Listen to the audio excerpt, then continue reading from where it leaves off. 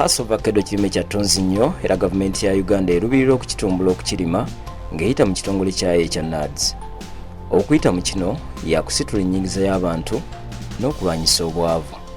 Hass Ovacado alimibwa n'ebigendererwa bibiri ng'asobola okutundibwa ku katale okuliibwa ng'ekibala oba okutwalibwa okwongerwako omutindo. Now, Hass Ovacado basically has got two market segments. The first is Manyi ba-investor n'abalimi bangi beebuuza akatale ka Hass Ovacado. Hass Ovacado ono alina obutali bwa mirundi ebiri. Akasooka asobola okutundibwa mu katale okuliibwa ng'ekibala. Akookubiri kwe kutundibwa ng'ayongerwako omutindo. Now, when it's important to note that when the Hass Ovacado tree flowers, it takes basically between 7 to 9 months between flower to fruit formation and between the time the fruit can be mature. But at around 7 to 8 months or so after flowering, the fruit will be ready for the first harvest. Basically, the first harvest is always the fresh export market. The fresh export market comes in when the fruits are relatively not so mature. Omutindo gwa Hass Ovacado katale k'ensi yonna gupimibwa ku bungi bw'amazzi agamulimu mu kiyitibwa dry matter content. Era kwotegerera nti ovacado atuuse okukungulwa abeera tali mu mazzi mangi era okukakasa kino akeberebwa mu laboratory.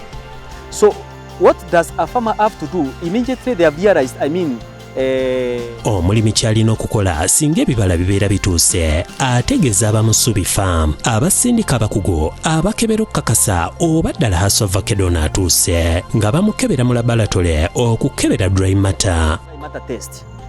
The only way to determine whether Hass Ovacado fruits are mature is by way of doing a dry matter test, and that is done in the laboratory. Hesbon Kipkiriyo akulira entambula y'emirimu ku Musubi Farm Factory awakamulibwa butto okuva mu Hass Ovacado akkaatiriza obukulu bwa ovono okuba nga tali mu mazzi mangi.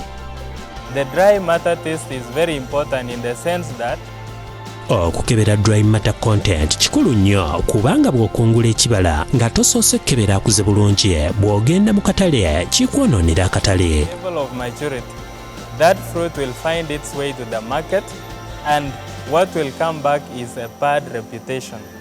And bad reputation is always costly because once the fruit is rejected in the market, you will not have the same market in the coming season because that particular client will decline an offer from your side because the fruit you've sent to the market is immature. It normally results to banning of exports from different countries. So it is important that farmers send their samples of fruits to us for dry matter analysis. Then from there we advise them on whether to harvest or whether to hold.